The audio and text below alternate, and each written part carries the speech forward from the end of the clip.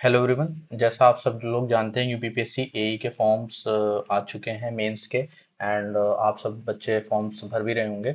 तो उसमें कुछ बच्चों को डाउट था रिलेटेड टू कुछ अपने सर्टिफिकेट्स एंड एनओसी। तो इस वीडियो में पूरी बात करूंगा कि कैसे कैसे डॉक्यूमेंट्स अपलोड करने हैं और कौन से डॉक्यूमेंट्स मैंडेटरी है, कौन से ऑप्शनल है, कौन से आप स्किप कर सकते हैं।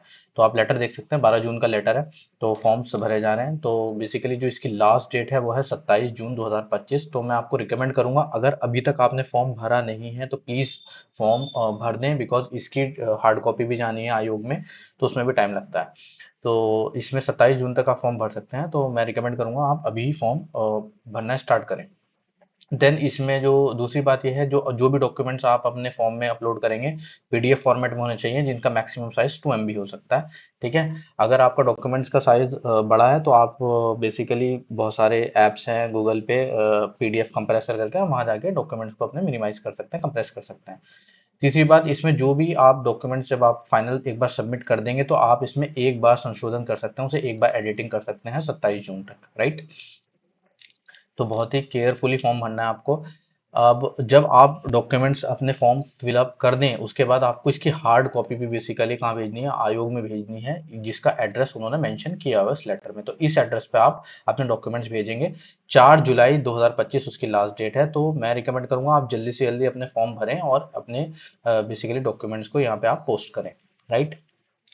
तीसरी और एक बात और है, अगर आप वहाँ पे आसपास रहते हैं, आयोग के आसपास, तो आप चाहें तो वहाँ पे जाके गेट संख्या 3 पे खुद भी जाके डॉक्यूमेंट्स को जमा कर सकते हैं।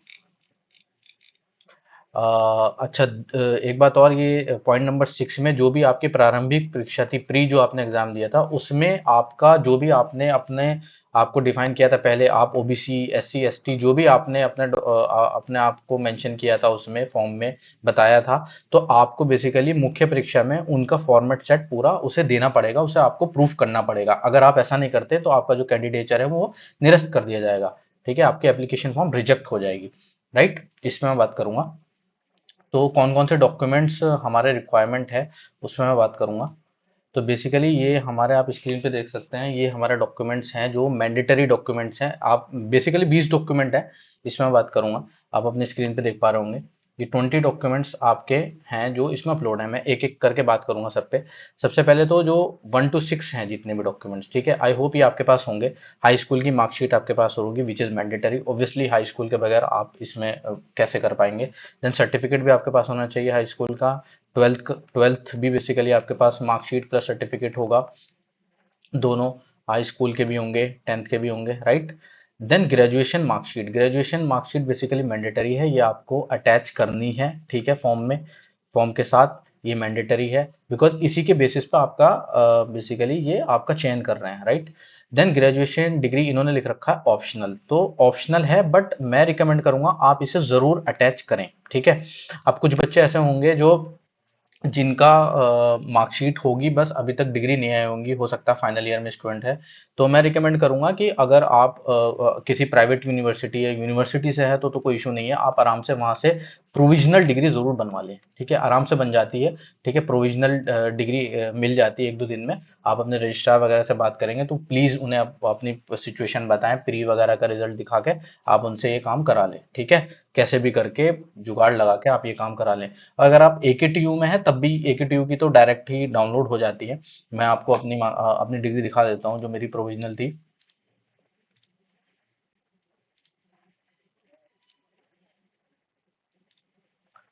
This is the provisional marksheet degree जो मेरी थी। तो इस तरीके से ये डाउनलोड आप कर सकते हो अगर एकेटीयू से हैं। बाकी अगर आप कोई दूसरी यूनिवर्सिटी से भी हैं तो आप मतलब इसे ब्लैंक ना छोड़ें, इस चीज को ब्लैंक ना छोड़ें कि आपने ऐसी, उन्होंने ऑप्शनल लिखा है तो आप ऐसे ही छोड़ दें। No, don't do this.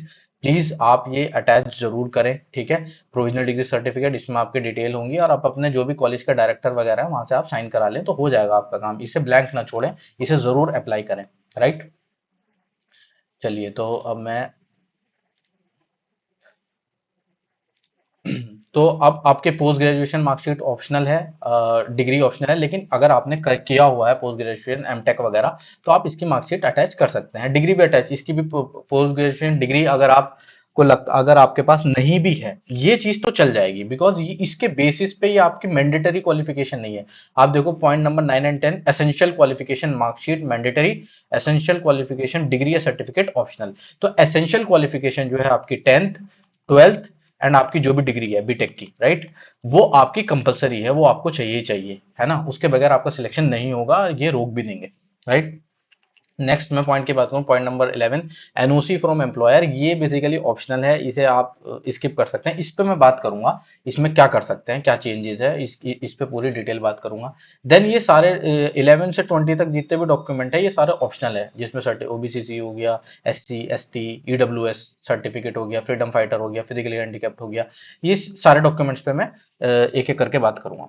तो सबसे पहले मैं बात करता हूँ, ये बेसिकली फॉर्म ही है, यूपीपीएससी एई मेंस का फॉर्म है, ठीक है, उसी का स्क्रीनशॉट है। तो हाई स्कूल में आपको करना है, अपने बेसिकली बोर्ड का नाम डालना है, स्कूल का नाम डालना है। देन इसमें तीन ऑप्शन है, passing year, admission year, living year. तो पासिंग ईयर जिस ईयर, एक ही ईयर का गैप होगा, बस बेसिकली आपने एक ही साल में हाई स्कूल की होगी, तो जो भी आपका ईयर है वो आप डालेंगे यहाँ। एडमिशन ईयर जो भी आपका होगा उससे एक ज्यादा है यहाँ पे, और यहाँ पे लिविंग ईयर उसी में।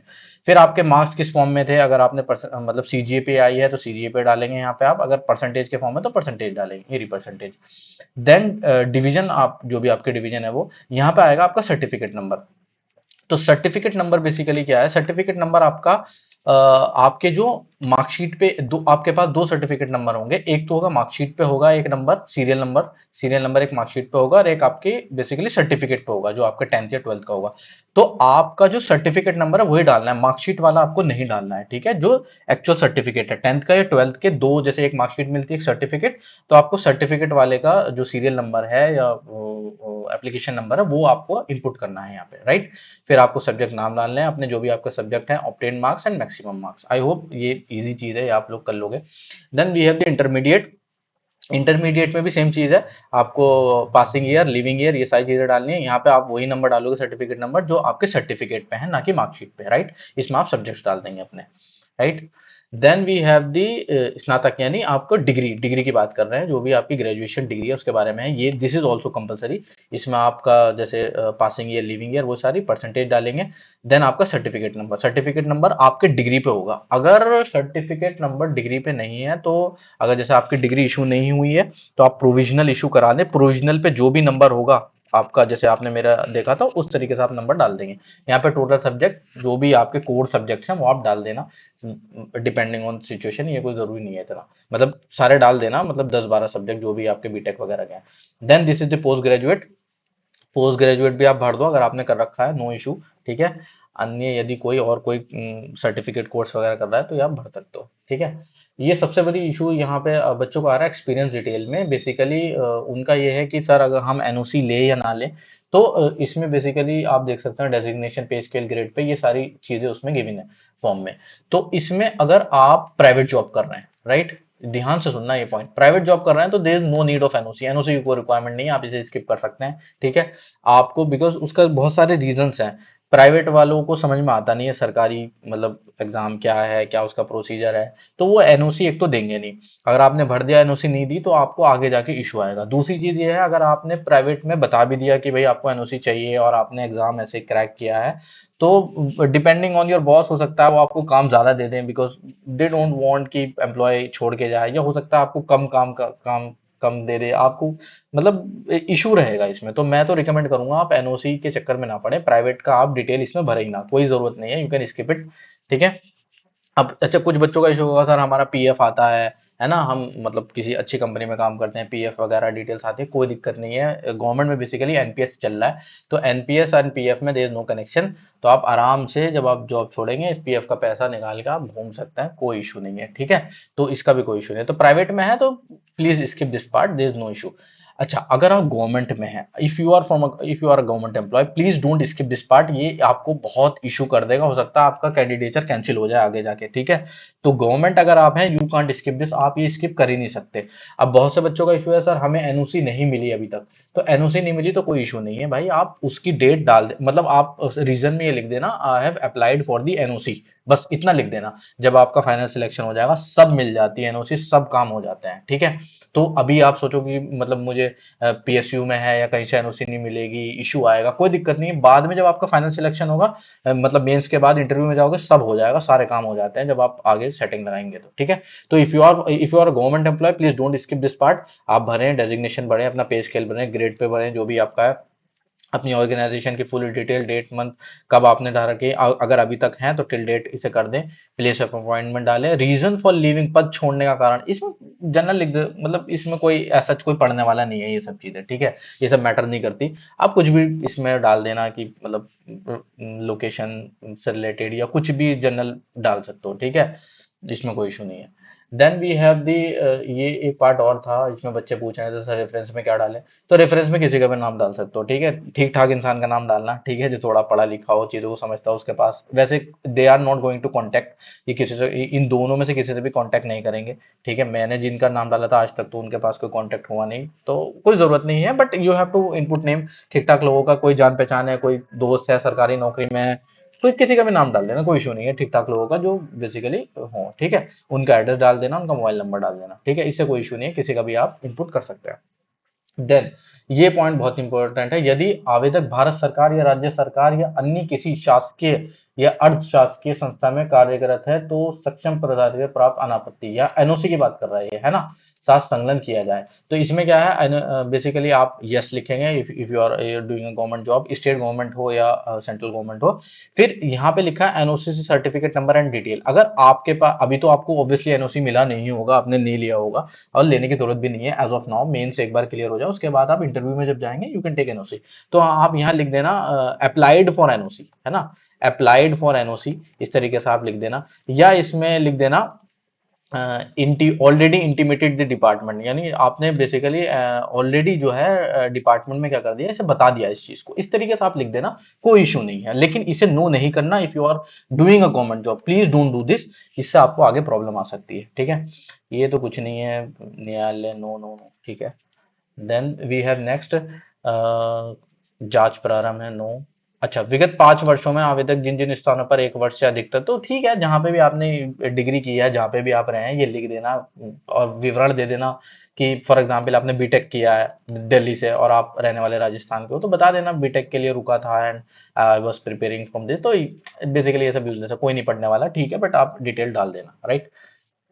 अच्छा, जो मेन इशू बच्चों को आ रहा था वो था डोमिसाइल का, कि सर सर्टिफिकेट्स वगैरह कैसे, किसे लगाने हैं, किसे नहीं लगाने हैं। तो देखो इसमें दो कैटेगरी है, एक तो यूपी उत्तर प्रदेश में जो बच्चे हैं उनकी कैटेगरी है, एक अदर स्टेट में है। तो ये वाला जो चंक है अनरिजर्व्ड और अदर स्टेट, यूपी में अनरिजर्व बच्चे और अदर स्टेट, ये लगभग सेम ही है, ये सेम ही है, ये कोई इसमें कोई इशू नहीं है, इन्हें कोई इशू नहीं आने वाला। They don't need OBC, they don't need SC, ST, ठीक है, ईडब्ल्यूएस, इन्हें रिक्वायरमेंट नहीं है। लेकिन अगर अब मैं बताता हूँ इसमें बेसिकली पॉइंट क्या है। अगर आपने अपने प्री एग्जाम में मेंशन किया है यू आर ओबीसी, अब आप चाहे अदर स्टेट से हो या अनरिजर्व से हो, आपको ओबीसी लगाना पड़ेगा, इट्स मैंडेटरी, नहीं तो ये कैंडिडेचर आगे कैंसिल कर देंगे, बिकॉज ये सारी इंफॉर्मेशन ये प्री से मैच करेंगे कि आपने प्री में क्या भरा था, मेंस में क्या भरा था, ठीक है, बट इट्स नॉट मैंडेटरी। अगर आपने नहीं भरा, फॉर एग्जाम्पल आप अनरिजर्व से हैं और आप ओबीसी हैं लेकिन आपने नहीं भरा था, कोई दिक्कत नहीं, you can skip this part, आप ओबीसी सर्टिफिकेट भेजने की जरूरत नहीं है, ना अपलोड करने की जरूरत है, ठीक है।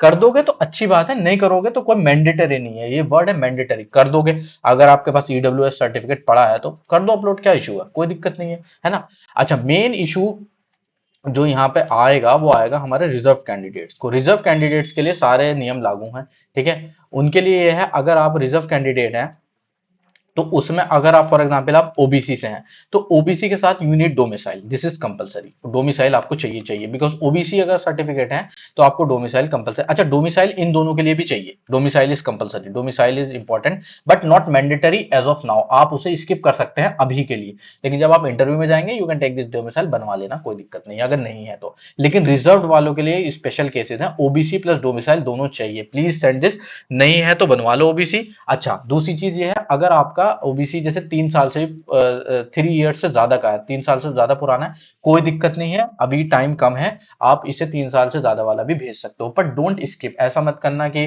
पुराना है तो इसे छोड़ दें, इस पार्ट को स्किप कर दें, क्या करना, ऐसा नहीं, आपको भेजना, आपको संकलन करना है, आपको पोस्ट भी करना है, 3 साल से ज्यादा कोई दिक्कत नहीं, वो टाइम देते हैं।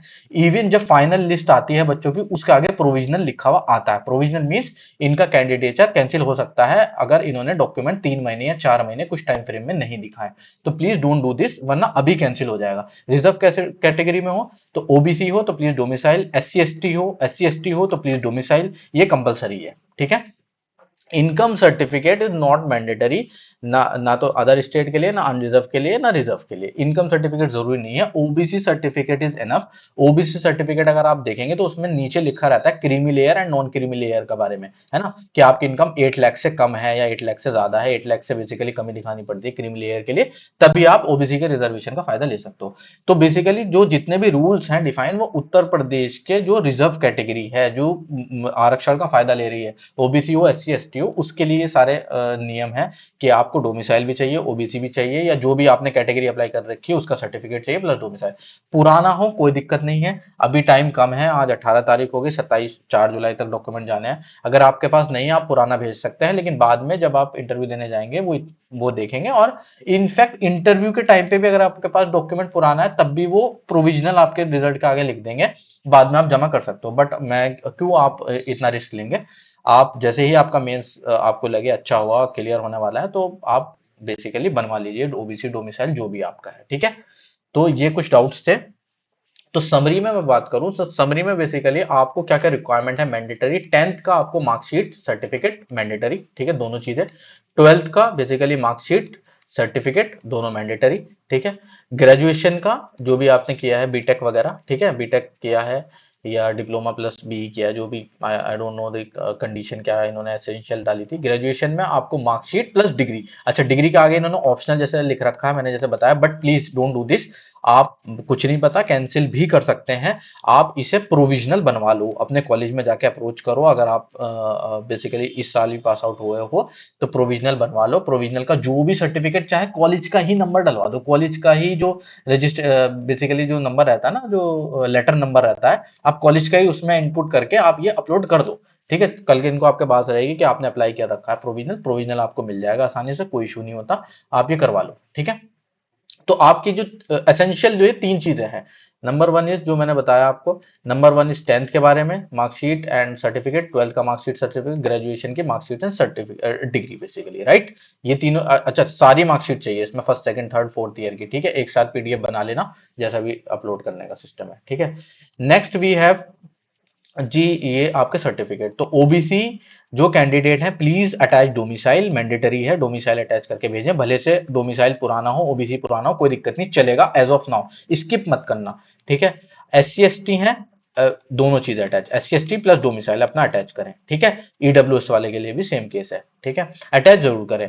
एनओसी के लिए, एनओसी अभी रिक्वायरमेंट नहीं है, एनओसी आप स्किप कर सकते हो, बट आपको लिखना पड़ेगा कि अब वो जो मैंने आपको कॉलम दिखाया था, यू हैव मतलब अप्लाइड फॉर एनओसी, ऐसे करके लिख देना, यस करना उसे डॉक्यूमेंट में, अप्लाइड फॉर एनओसी, जब इंटरव्यू में जाओगे तो वो डॉक्यूमेंट आप दिखा देना। और दूसरी चीज ये है, अभी एक बेसिकली एक रिजेक्ट कैंडिडेट्स की लिस्ट आई है, तो वो मैं अपने टेलीग्राम चैनल पे शेयर करूंगा, ठीक है। आप मेरा टेलीग्राम चैनल ज्वाइन कर लेना पिन कमेंट से। तो बेसिकली वो लिस्ट है कि मैं एक मिनट आपको दिखाई देता हूँ।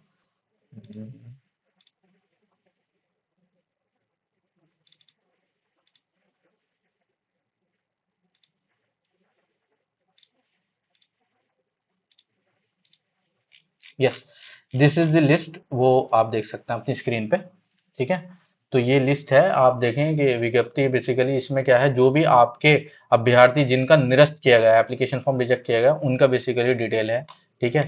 तो ये वाले एग्जाम का नहीं है, ये कोई दूसरे एग्जाम का है ना, राज्य दूसरी मुख्य परीक्षा हुई होगी कोई, उसका है ये, ठीक है। तो उसमें देखो कितने सारे बच्चों का देखो रिजेक्ट किया गया है ना, रीजन भी गिवन है इन्होंने कि कारण क्या है निरस्त करने का, है ना, इन्होंने क्या गलती की है, उसमें सारी चीजें हैं कि क्या क्या चीजें उन्होंने नहीं लगाई। ये बेसिकली आप एक बार पढ़ लेना खुद से, क्या क्या रीजन हो सकते हैं जिससे कैंडिडेचर कैंसिल हो सकता है। ये देखो सारे इन्होंने रोल नंबर मेंशन है और उसके साइड में रीजन मेंशन है, ठीक है। तो मैं नहीं चाहता कि आप बेसिकली इस कैटेगरी में आए, ये पीडीएफ मैं अपने ग्रुप पे, अपने टेलीग्राम चैनल पे शेयर करूंगा।